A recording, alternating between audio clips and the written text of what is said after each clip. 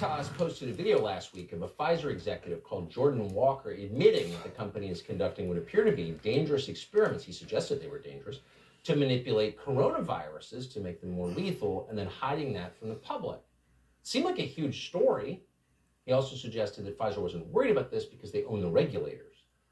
But the national news media assiduously, on purpose, ignored the story. No one mentioned it on any other television network.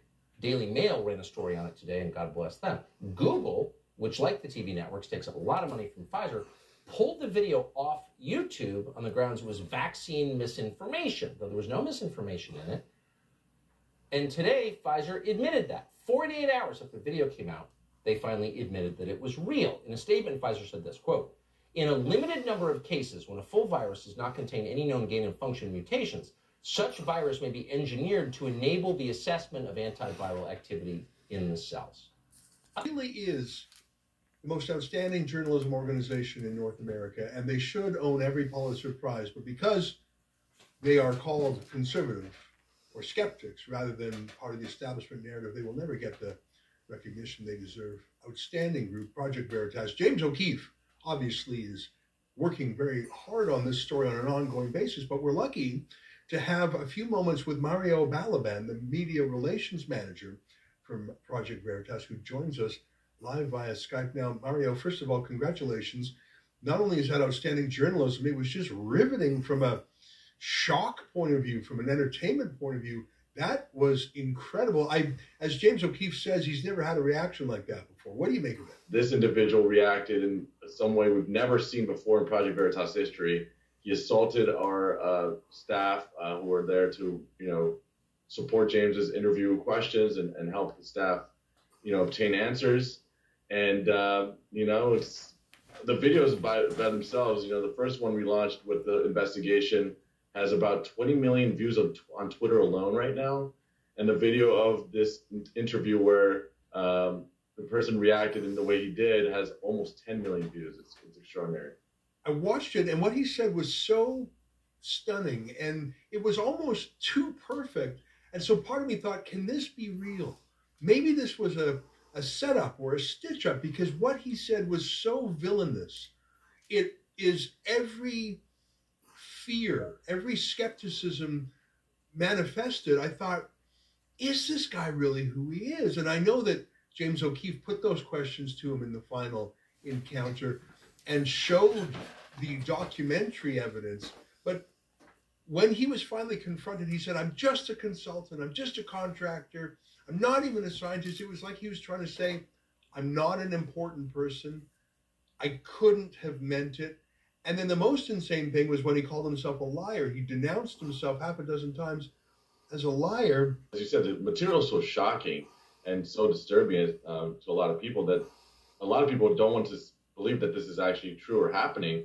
What I can say is that, first of all, Project Veritas stands behind our journal. And I'm not doubting it. I'm just thinking it's the only way I could possibly, what he said was so shocking and evil. I almost want to think it's a setup because I don't want it to be true. No, believe me, I know you're obviously a great journalist and a friend of ours. I absolutely know you're not questioning that. I'm saying to the general people that have brought questions to this, Project Veritas, as you know, Ezra, we stand by our journalism, and we never get any of these materials wrong. We never that a Project Veritas investigation into a serious subject would have turned out to be also hilarious, looking like a slapstick comedy sketch. But we are living in an insane society, as you know. But before we get into that footage, it all started when they got one of the directors of research at Pfizer, the big pharma company, on video admitting that the company appears to be doing gain-of-function research, which, as you know very well, may have led to the coronavirus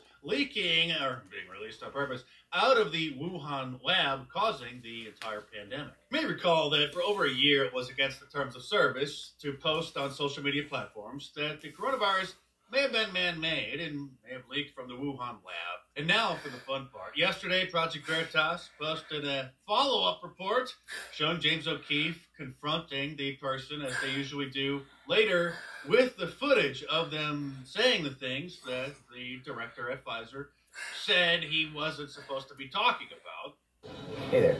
Is this seat taken? You work for Pfizer. My question for you is, why does Pfizer want to hide from the public the fact that they're mutating the COVID viruses? Is this real life? I'm literally a liar. I was trying to impress a person on a date by lying.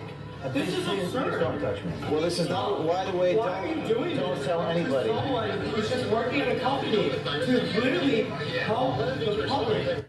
So he's saying that they're not doing the kind of research that he said that they were doing, and that he was just lying to his date, trying to impress them about the creepy, weird, apocalyptic type of research that his company was doing. Okay, so he called the police, and the restaurant locked the door, which actually is a felony. That is false imprisonment. You're not allowed to prevent somebody from leaving. Push for government censorship is growing. This is not an accident. That's what I'm going to lay out for you. Another group that was banned on Twitter and elsewhere was Project Veritas. They've got a shocking new video out. This is a Pfizer research and development executive they got on hidden camera. And this Pfizer research and development executive is talking about what appears to be an effort by Pfizer, or a proposed effort to be precise, to, quote, use directed evolution to mutate the COVID virus. Now, if that sounds to you like an incredibly stupid and bad idea, then you're probably a person with a triple-digit IQ who's sane and has a grip on reality, because it sounds like a really bad idea. Let's take a little poll. Gee, bad idea? He says bad idea. Joe, you think it's a bad idea? That's a bad idea, bro. Joe's going to say bad idea. That's a threefer. That's a threefer. There's no one else here, but I'm sure if we took someone else in the poll. Here, I want you to listen to this. It's a little over a minute. Again, the audio, it's not Joe's fault. It's hidden camera audio. So they don't have a boom mic in his face. There's this guy, and he's talking about this proposed effort, it appears, to mutate this virus. Take a listen. So the way that we're thinking about it, don't tell anyone this. You probably don't tell anyone. You probably don't tell anyone. Yeah. Okay, but so the way it would work is like we put them in the virus in these monkeys, okay, and then we successively like cause them to keep infecting each other. I would collect serial samples from them, and then the ones that are more infectious, like the virus, we'll put them in another monkey and just constantly actively mutate it. That's one way. Okay. Or you can even do like directed like simulation, which like we should not prefer, and then you just sample what the different proteins on the surface of the virus look like over time. Okay. So then you can see the mutation, and you can kind of force it to mutate in a certain way you want it. Okay. But you have to be like very controlled to make sure that this virus that you mutate, so as you create something like, it goes everywhere. Something crazy. It's the way that the virus started and moving on. To be honest, like it makes no sense that this virus popped out of nowhere. Like, yeah, I know. So YouTube just took down our Pfizer expose. It had 800,000 views. YouTube gave us a strike and will not let us post for a week. And it gave us this reason. Listen to this. Medical misinformation. YouTube doesn't allow claims about COVID-19 vaccinations that contradict expert consensus from local health authorities of WHO. Doesn't allow claims about COVID that contradict expert consensus. These were not our claims. These are the claims of a director at Pfizer. I really think it's third world that big, massive corporations team up with big tech monopolies to target journalism in these United States.